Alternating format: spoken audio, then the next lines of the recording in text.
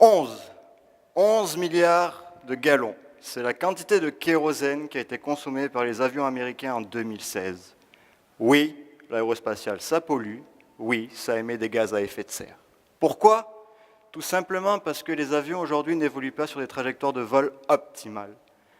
Une trajectoire de vol optimale, qu'est-ce que c'est ?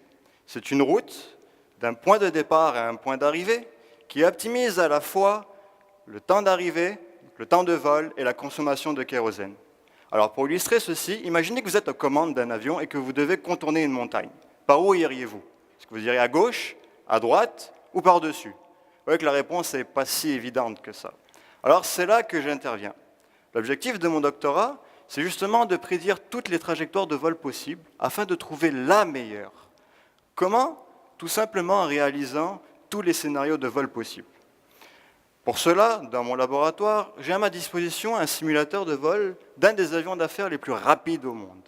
Et oui, tous les jours, je me mets aux commandes de ce simulateur, j'effectue des décollages, j'évite des montagnes, je joue à cache-cache avec les nuages, je rajoute des vents par-ci, et des fois quand je m'ennuie, je m'amuse même à couper, je me fais des frais en coupant les moteurs, et je vois ce qui se passe.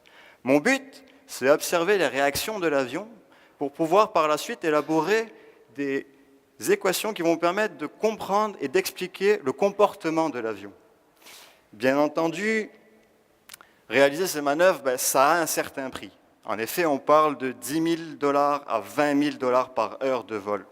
Alors le défi de mon doctorat, il est un peu multiple, dans le sens où, dans un premier temps, mon objectif, c'est que je dois élaborer mes équations à partir de très peu de scénarios. Ainsi, je réduis le nombre d'heures de vol, et par conséquence, le coût associé à cette recherche. Mon deuxième défi, c'est que l'ordinateur à bord de l'avion qui va utiliser mes équations pour prédire ces trajectoires, il n'est pas plus intelligent qu'une calculatrice. Donc bonjour la puissance de calcul. Mais j'y crois. J'y crois fortement car les résultats qu'on a obtenus récemment sont plus que très prometteurs. En effet, avec nos partenaires industriels, on a réussi à minimiser ou à réduire, si vous voulez, jusqu'à 90% des scénarios de vol. Je vous laisse imaginer le sourire banane que nos partenaires avaient quand ils ont vu ce chiffre-là.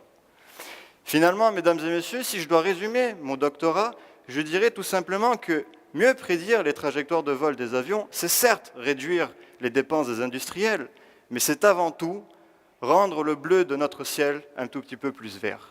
Merci de votre attention.